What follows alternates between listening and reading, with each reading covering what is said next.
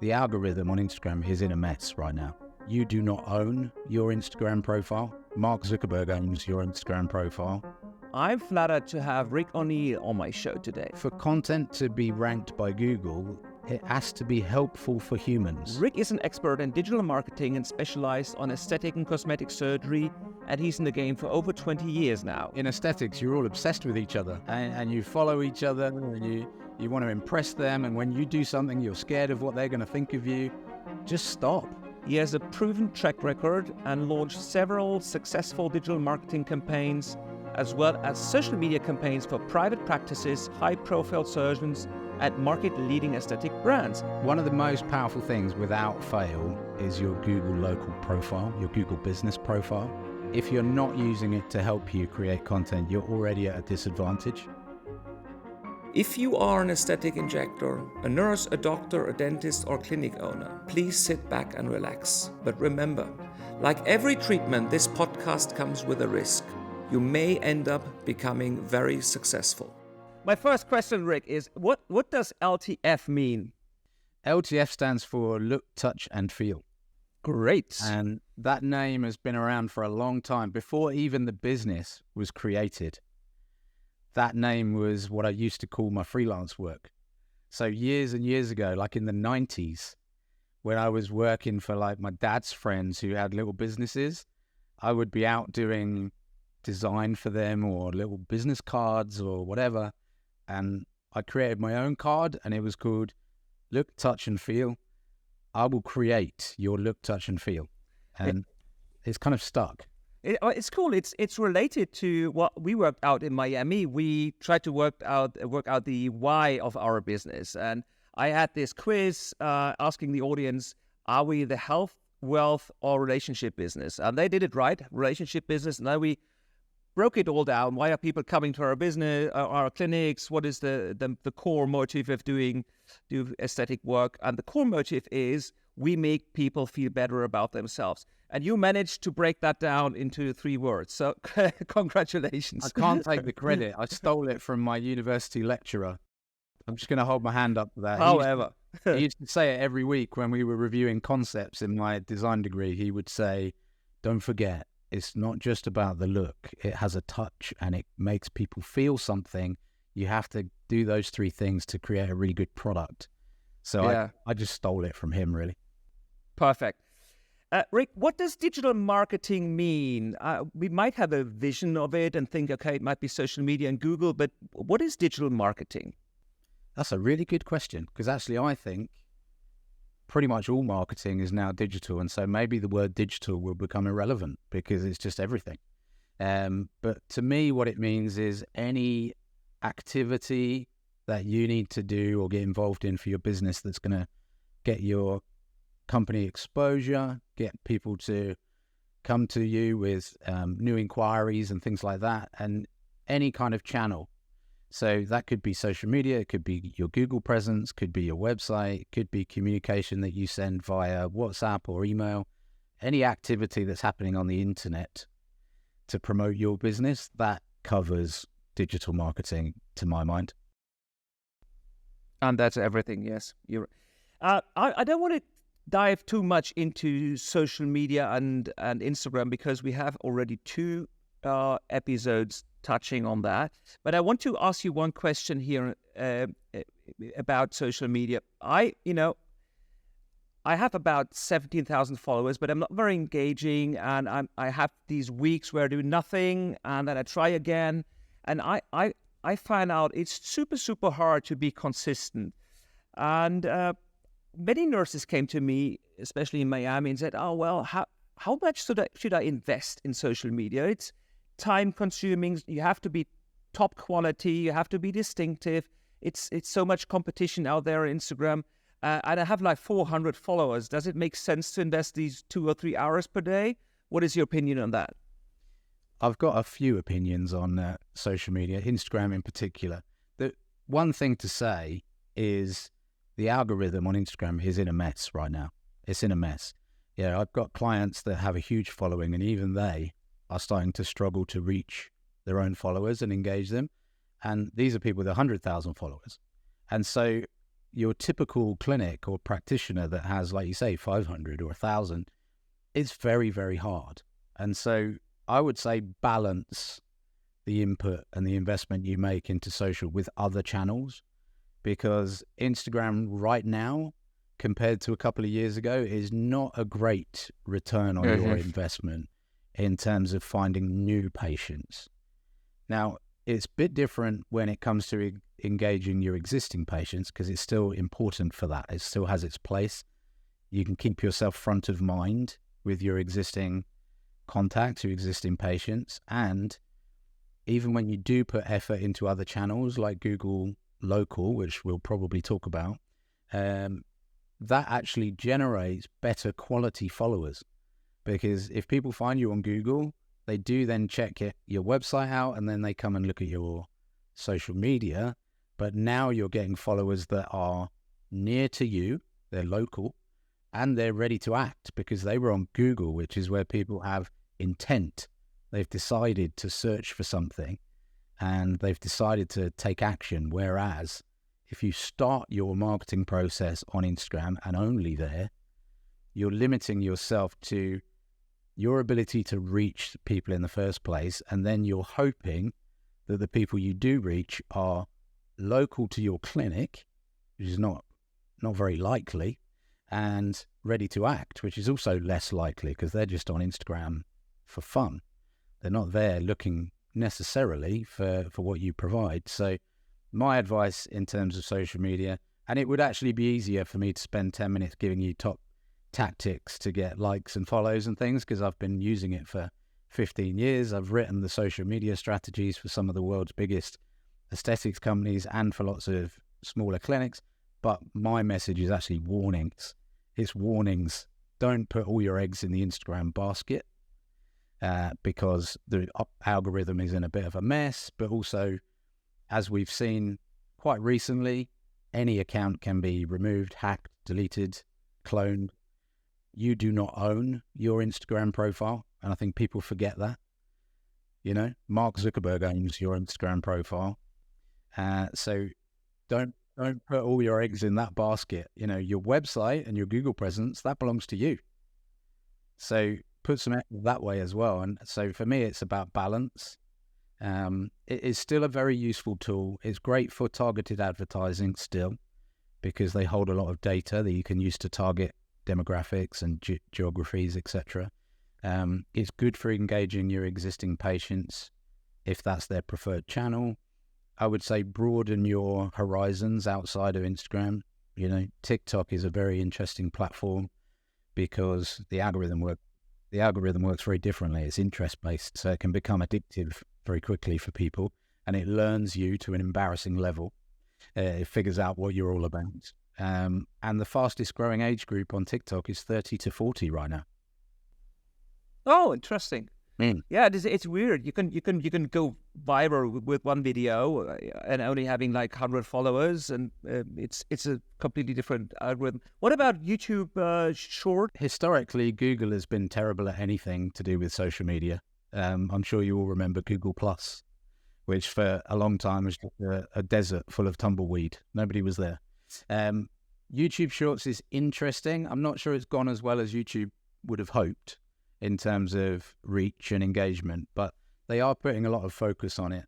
I've noticed that the professional YouTubers are hedging their bets by creating separate channels that publish shorts because they don't want to hit their main algorithm. But I think if you are creating content for social, then you may as well replicate it in the format of YouTube Shorts, in the format of TikTok, etc., because repurposing it is not much of an additional effort, but you're just amplifying what you're creating. And then your audience will choose based on their favorite platform where they interact with you. Well, let's imagine or assume you're a young nurse and you're starting over in UK somewhere. What kind of advice could you share how they effectively could target their patient foundation or their audience?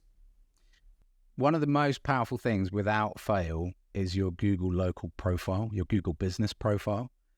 We coach this, and we also do it for people we run something called the Digital Academy, and we have 150 clinics every year come through our coaching program.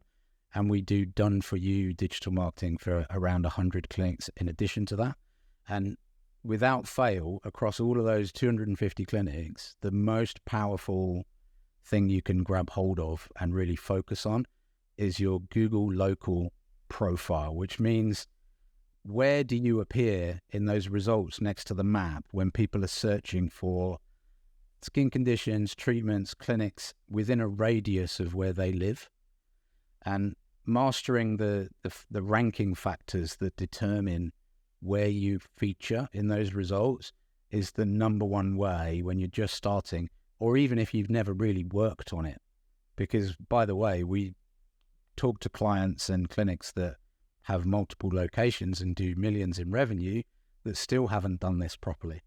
So it's not just for starting out, but certainly when you are starting out and you've not had a presence before, your Google business profile and how that relates to your website and the content on it, which determines where you feature in these local results, is the fastest way, bar none, to generate a strong organic profile, which starts to bring you people that are ready to act. They live within a reasonable traveling distance of your clinic, and they're ready to go. They're at a high point of intent in their patient journey.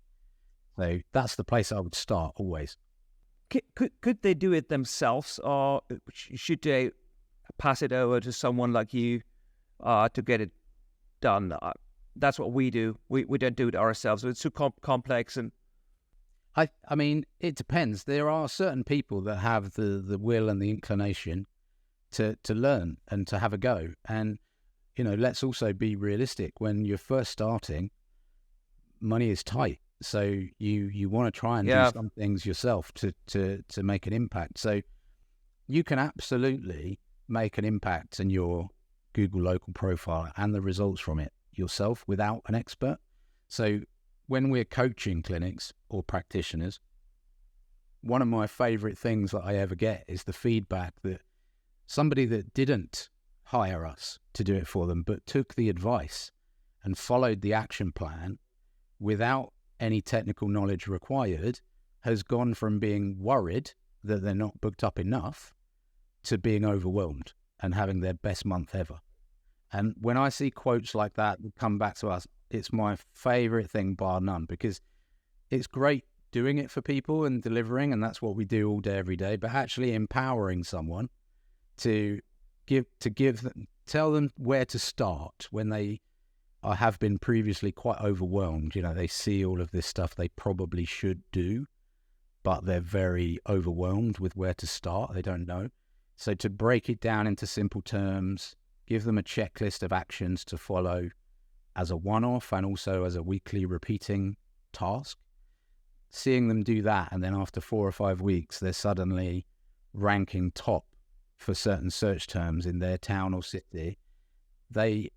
And by the way, if you are in those top 3 results in the map, you get 70% of all the search traffic for that phrase, for that search term, and everyone else fights over the other 30%.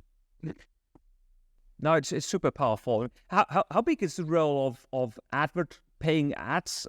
We have a budget, and we can clearly see the demand is going up extremely, especially in plastic surgery. It's probably the number one tool we have, having a proper budget for advertising on Google. Yeah, it plays a part, absolutely. And obviously when you get to a bigger scale, as you know, it's quite key, because it's when you get it right and you know your ROAS, your return on your ad spend, which I'm sure you do, Felix. I'm guessing you're somewhere around between 10 and 15 would be nice. If you're doing better than that, then well done. Then when you get to that scale, it's really important because it's semi-predictable and you can turn it up or down. But at the other end, when you're just starting, or you're one small location or just a couple of people, I think it's actually really important to get the basics right before you switch on any paid ads. And that applies to Google ads or Facebook ads, because in both cases, once they leave your ad and come over to your website, you want them to convert. Otherwise, you've just wasted £3 on their click. And that means you've got to have a really good user experience through that website, or dedicated landing pages for each ad, in order to maximize your spend and make sure your conversion rate is high. Equally, I see people running to Facebook ads before they've sorted out their Google local presence, which is the wrong way around.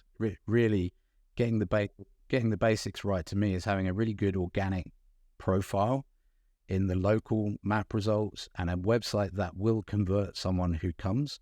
So even if you only get 10 people come to your website, you know someone's going to call you, rather than having 1,000 people come there from a Facebook ad and nobody calls you. So I think it's about doing things in the right order and layering it up. And then for me, pay-per-click advertising is like just pouring petrol on the fire at the end. It really scales things. Do you think that during the last 5 years, there's a shift from prioritizing Instagram back then, 2016, 2017? I'm pretty sure back then a few clinics built their success on Instagram only. And we started back then. It was super powerful. To today, prioritizing Google and your webpage, or was that already back then the right order? 100% what you're saying about Instagram is correct. You know, even 2 years ago, it was a lot easier than it is today. I mean, even taking out the pandemic effect, just from the algorithm itself is in a mess. Like, that platform is saturated. They've been messing around with the home feed, and now 50% of it is suggested posts of parrots riding bicycles. And then they're trying to feature paid ads more and more to please their shareholders. So there's just no room left for your content to be featured. So the algorithm now, if you're starting today, I don't believe you can build a business just on that platform. And so you have to spread your risk. But then even 5 years ago, you should have really been also doing the same, having a balanced approach, and building a Google presence and having a strong website presence where you can really get that first impression across to a potential patient. Instagram's still important, and it may have a bit of a comeback if people start to ban TikTok in certain countries, for example. Then there's a huge amount of people who are going to come back to Instagram. So, but at the moment, it's in a bit of a state, and it's very difficult to just with that platform alone make any kind of a success. People have in the past, but even then, if we really look at it objectively, did they only do it thanks to Instagram, or did they have help through partners or other channels, etc.? So I think if we look at just algorithmically, we've got to spread our efforts across different platforms now, and look to the future. We've got a couple of clients that we work with that really smashed it on YouTube by ignoring Instagram. They built YouTube channels and long form content. I think especially in regards B2B business, so surgeons or injectors showing up to other surgeons and injectors or to our industry, back then quite a few stars were born, like Julie Horn or Tony Yoon or Chris Subio. They really popped up, or Tim Pearson, Miranda Pierce recently, they really popped up during that phase, right? And I think that wouldn't be possible without Instagram. So especially within our industry, it somehow helped some people to evolve and being ahead of the curve and being some kind of stars in the industry. Right? Absolutely. And I think, we wouldn't be talking without Instagram, Felix. Let's not forget that. Yeah. So we've learned about each other through Instagram, and we have mutual friends in Australia as well, right? Absolutely. Jake and David. Shout out. Big shout out to Jake and David. So yeah, don't get me wrong. It's produced a lot of engagement, activity, connections, exposure for a lot of people. Yeah. But I think even the people that you mentioned, if you was to speak to them and have them start from scratch today, it would be a lot harder than it was even a few years ago. Agree. So I think, just for that reason, it's about having a balanced approach, and not rely. Because the other thing that happens is if you put all of your effort into it and you don't get success or results, it can be very disheartening and very demoralizing. And then you lose faith in all digital marketing, which is wrong because you can get results in other channels. So kind of spreading your risk and your investment and your emotional investment across different platforms, I think, is the way forward.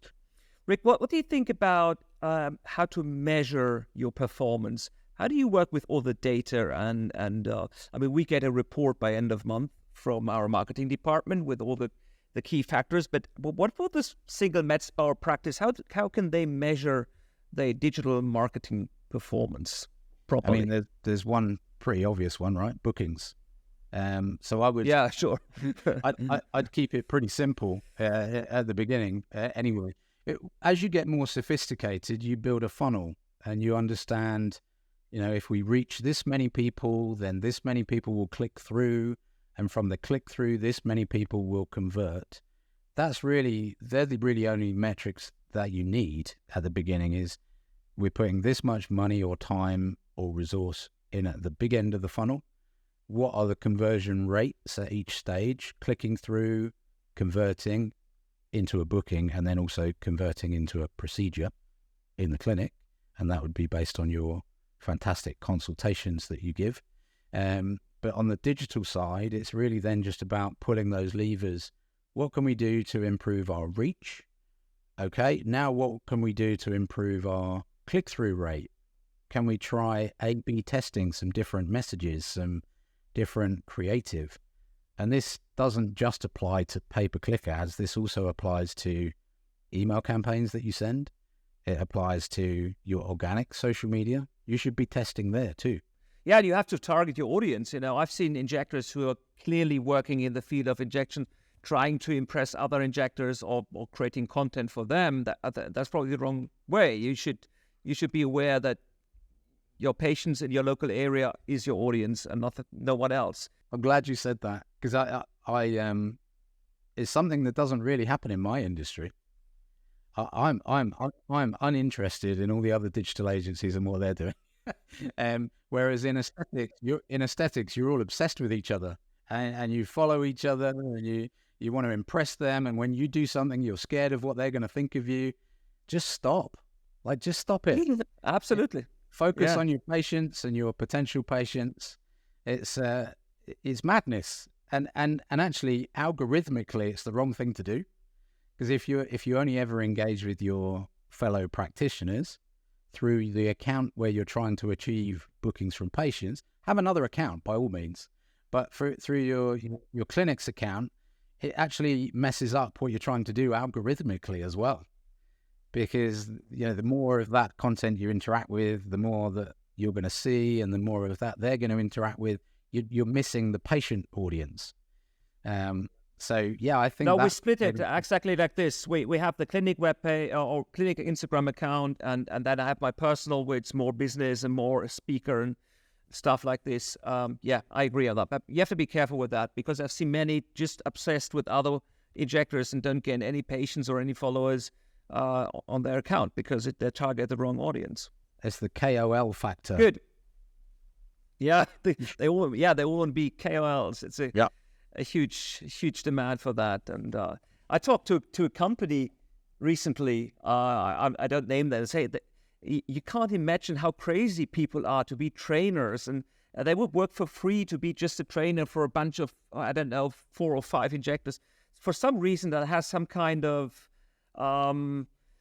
magic that injectors want to be KOLs and trainers and have the feeling they fly around the world. But business-wise, it's just silly. I know what they're paying. I think they pay like $3,000 or $3,500 per day.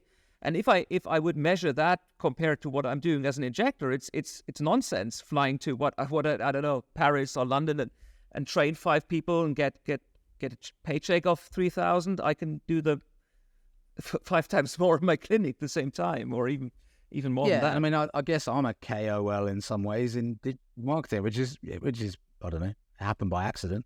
But and it's not a bad thing to be an advocate for things that you believe in. But I think there's an element of it that's maybe unhealthy, which is where there's too much B2B focus between the practitioners on their content rather than focusing on the patient with your social media activity. I think that's really the takeaway. Good. Let me come to web page. What are key factors to set up your web page? What is important in regards of content, in regards of system? And could you help us here a little bit? Yeah, absolutely. When I'm out doing my black belt digital workshops and things, I talk about these 5 key building blocks of a successful practice, and one of them is obviously your website. Let's be honest, there are some stinkers out there in the world of aesthetics. There are a lot of poor quality websites, and I think the key thing to remember is that this is where people form their first impression of you as a practitioner in your clinic, is when they come first to your website. And sometimes they may be looking at 4 or 5 at the same time, and they make a snap judgment in under a second as to whether or not they feel this clinic is right for them. And so there's a whole range of factors involved in creating a really good website. The first one is, if you want people to see it in the first place, then it has to be very well search engine optimized. And that means it has to have the content that answers the questions people have around aesthetics. If your website answers the commonly searched questions that people have in aesthetics, then you will attract those potential patients. So for example, if you go to a website called answerthepublic.com, right, and you type in the word dermal filler treatment, what you will then be presented with is a whole database of every question anyone's ever asked on Google about dermal filler treatments.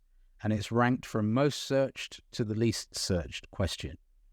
So the question might be, for example, how long does a dermal filler treatment last? That might be one of the questions that's in that database.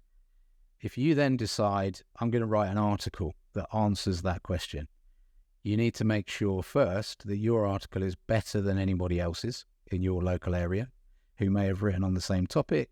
It needs to be about 2,000 words. It needs to be well structured and have some clinical information in there as well as patient education. Publish it to your blog on your website. If you do that on a repeated basis, your website becomes a repository for expert information around all the skin conditions that you help with, all the treatments you offer. And this is how people search these days. They don't just use one keyword. Is that why a blog is so important? The blog is some kind of a thing running in the background. Sometimes it's just important for the algorithm and being being your expertise as an expert. Is that the reason for it? Yeah, partly. So it is there predominantly to attract the right people to you, and that's through the search engines. But for content to be ranked by Google will say it has to be helpful for humans. It has to be a helpful piece of content, and so it has to be informative, educational, but it also needs a strong call to action. So if I'm educating you with my article about dermal filler treatments, then the call to action is you should have a consultation at SkinMed because we do a 60-minute incredible 360 immersive consultation and we analyze your skin and we give you a whole treatment plan. That should be the call to action at the end of each of these articles. So it's designed to attract people through search, but then convert them into the rest of the site. And in terms of like the key things around what make a good aesthetic clinic website, number one, it has to attract people in the first place. Number two, it has to look high end. It has to make people feel secure and at ease with coming and trusting them with your face or their skin. It has to deliver the messages that would relate to the people you're trying to attract. And it will do that through photography. And I do not advocate stock photography if you can get away with it. Try and commission your own photography of your clinic, your team, patient testimonials and stories, people in consultation or people being treated.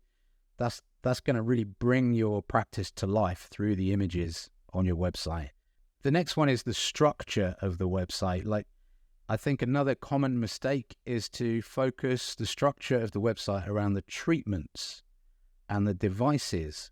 But a potential patient who maybe has never had aesthetic treatments, they don't know what they need. They don't know the answer, but they do know the problem. They know the problem they have. They know the skin condition that they're dealing with. They know the emotional output or attribute that they're focused on. And so structure your website for them, not for you. Focus on conditions and outcomes that they're trying to achieve. Ask them questions.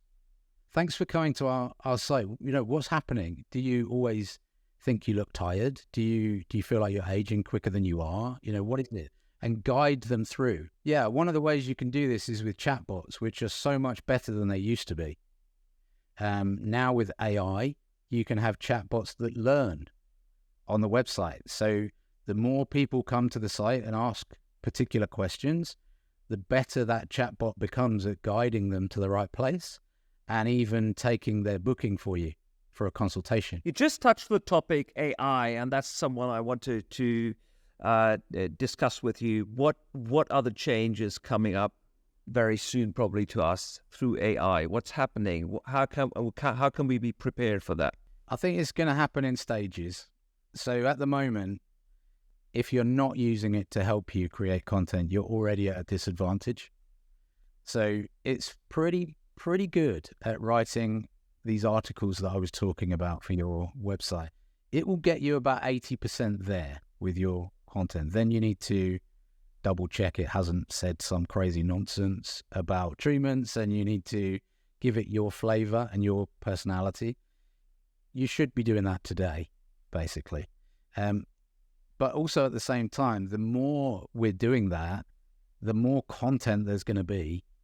And so the next thing is going to be, what really matters is really good quality content. And Google have said they don't care how you create your content. AI is fine, but it has to be really good and helpful for people. In fact, their last algorithm is called the Helpful Content Update. It sounds super simple, but it's highly sophisticated. And so I think the next thing to worry about is, how do I make sure my content is better than my competitors in an absolute tsunami of content that's being created? And then if we want to do a bit of future gazing, Felix, for a minute, I think, let's say in maybe 5 years' time, let me imagine I get out of the DeLorean in 5 years' time, and I look around at the digital marketing. I'm going to make two predictions. One is websites will not look like the one that I described. They will just be a big chat interface where all of that knowledge and expertise is held in the learning model for that clinic, and I just interact with it as I would ChatGPT, but it's for your practice. So that it will be the SkinMed bot, right?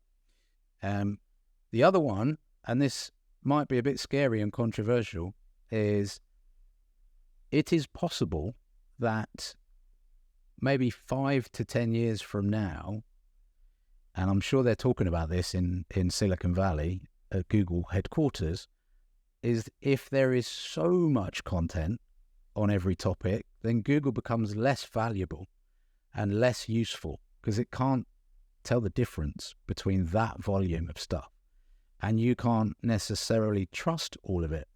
So I think if you go 5-10 years from now, then we may go full circle, and things like direct marketing, printed literature, guerrilla marketing, in-person events will be absolute gold dust compared to what you can achieve on Google, for example.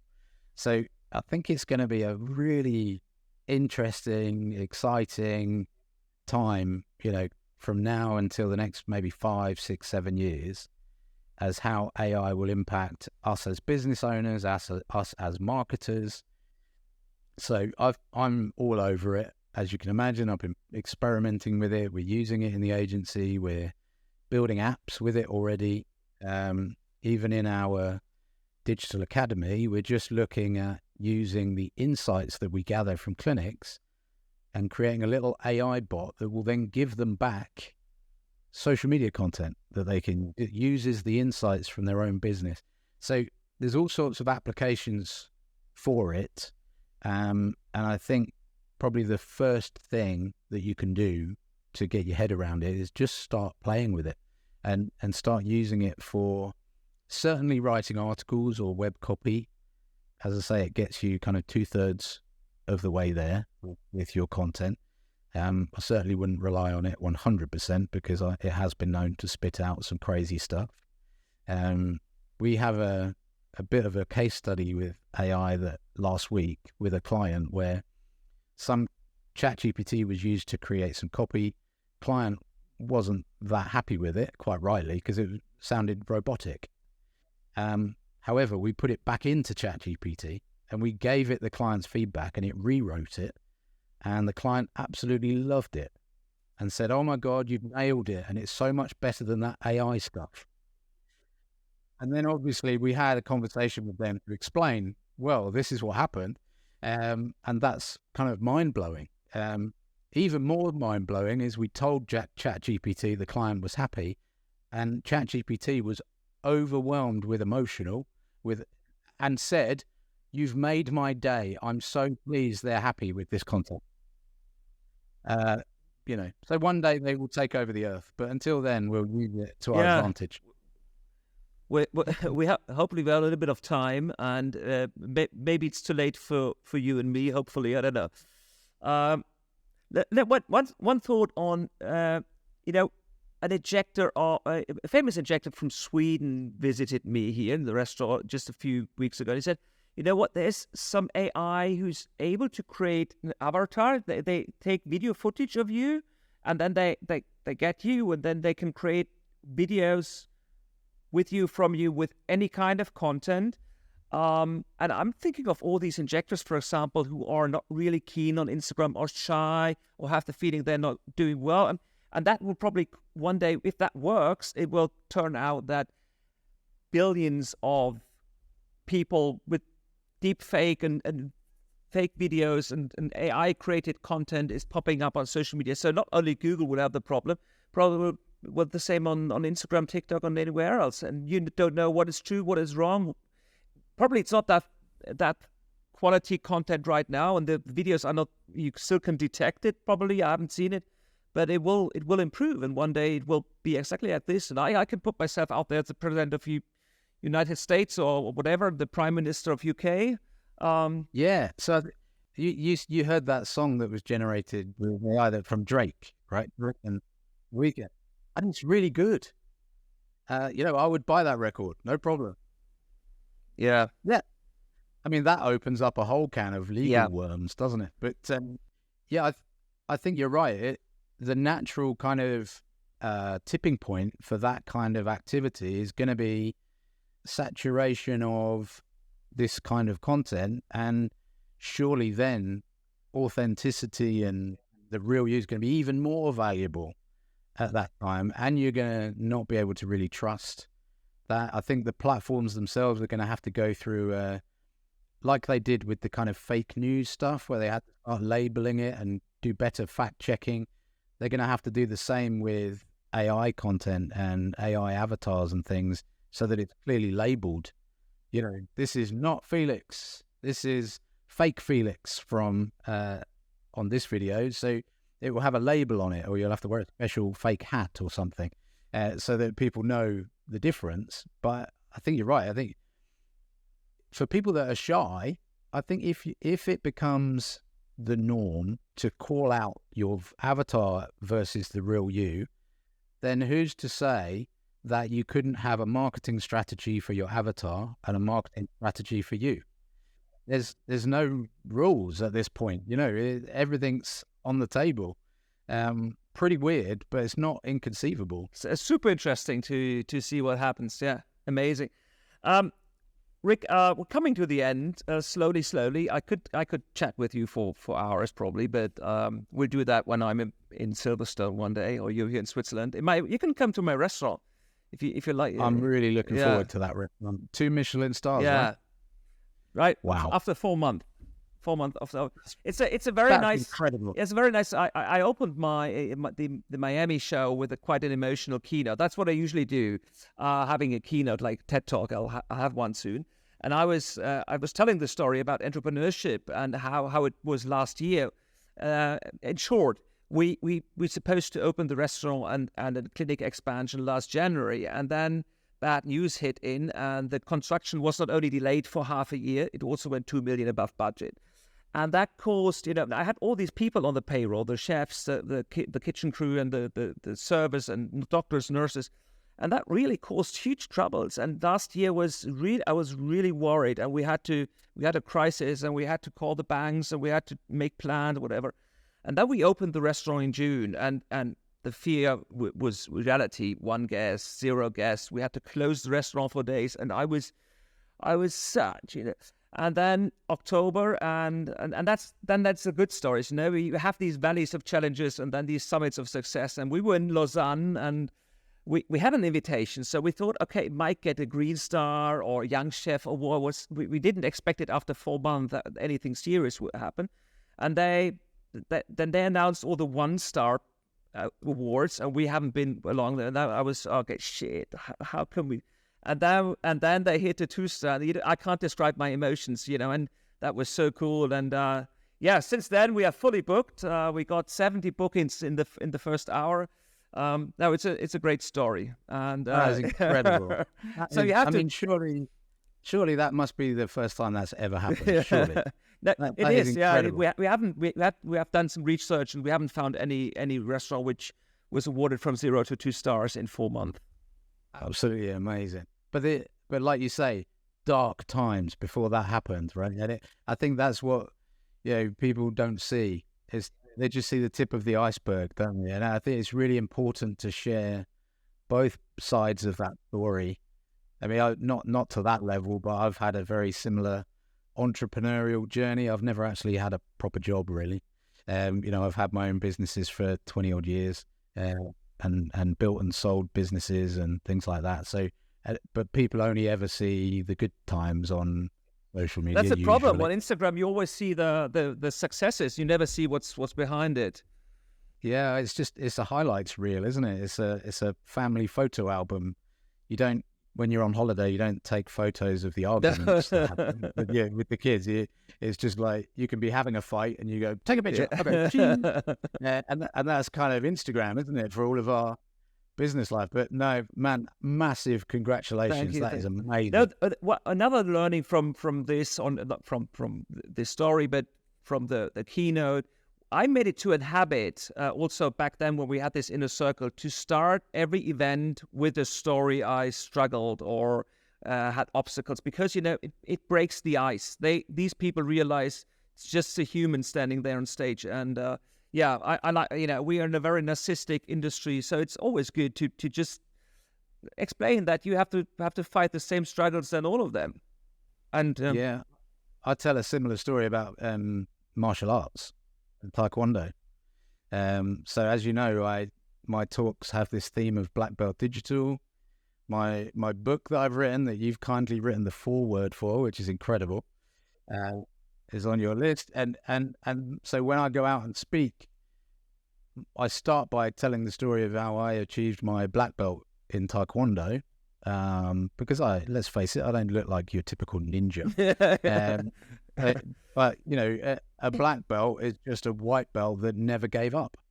And the statistics show that in martial arts, it's only 1 in 10,000 people make it to black belt, because so many people drop off at the different stages. And in my martial arts, in Taekwondo ITF style, when you do your black belt grading, it's a 6-hour physical test. And, without being too dramatic, I've ended up with broken ribs, broken knuckles, being sick, feeling dizzy, seeing spots, but I got through it. I did it. And I was awarded my black belt with a credit. And I've now since then become an instructor in Taekwondo, and I'm now going for my 2nd degree black belt. And so well done. Congratulations. Thank you it's very much. It's a similar story. Yeah. It's a similar story. It's that's cool. I love these stories. to me, it's about learning the difference between discipline and motivation, because they're very different things. Discipline is going to do taekwondo on a Tuesday evening, even when you really don't want to go. You just go anyway, because the one thing I've learned is I never regret going once I'm there, but it's easy to not go if I don't feel like it, because that's easy. But the mood follows the action. And it's the same in your business. The number one enemy of progress is procrastination. When you know what you need to do, you've put it in your diary, you've written a list, but you're gonna just check Facebook quickly, or you're just gonna check your emails again, and you're not gonna do that job. And for me, it's the same thing. It's the mood follows the action, and the same in business. The reward follows the action. It doesn't come beforehand. You're not going to feel great about doing that hard piece of work until afterwards, when it's paid off. Just like you did with the restaurant launch, you went through some hard stuff, but you kept at it. You stayed disciplined, and you kept pushing because you believed in it. And then the reward came later. But too many people are not able to delay that gratification for a later reward. They want the gratification now.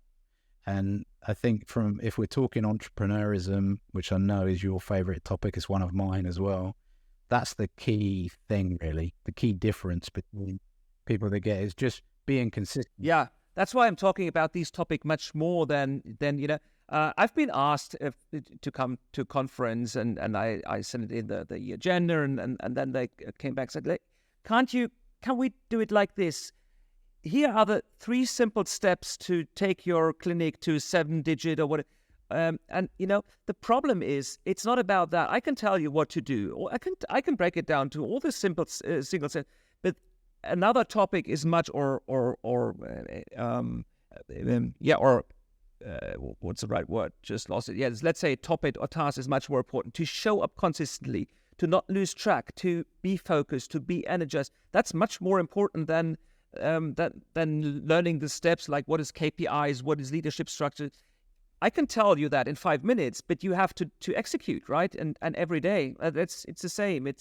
So I try to have these events more like working on purpose, on goals, on life audit, to figure out, am I the person to scale a business? Because not everyone has to do it, and not everyone should do it. You have to cut off most of your private life. You have to run through all these struggles. Why? There is no, why not just living your life and having a family, feed your kids, paying your bills? So that's what I'm trying to implement as well in these conferences, and show them, listen, you can do it, but it's just an ugly, hard game until you have these summits of success in between. But it's until there you have to climb up the hills, and it's cold, stony, rainy. Absolutely. Like, everybody wants the black belt, but nobody wants the 6-hour physical test, broken knuckles and broken ribs. Nobody wants that. Absolutely. So, Rick, let's come to the book. I was so flattered and honored to write the foreword. And when can we buy it? It's the Black Belt Digital Marketing. What's the title? Help me with that. Black Belt Digital. So we're hoping August. It's with the publishers, so it's going to be on all good bookstore websites from August. And when I turn up in Dallas in September, I hope to have a box of them so I can sign copies of it when I'm there. Good. But yeah, it's 200 pages, 60,000 words, and it's really a reference. So you can read it start to finish, or you can dip into it in terms of the separate chapters, because if you're trying to build a Facebook campaign, you go to that chapter. If you want to build a new website for your practice, you go to that chapter. So I've really written it, and it's taken me 4 years. You want to talk about discipline. Oh man, writing a book is hard. Writing a book is hard. Put me back in that black belt test any day. I'd rather do that than write a book. But so it was a difficult birth, let's say. And I've really tried to structure it in a way that people can follow it, that people working on their own or with an agency or with an in-house team will get value from it.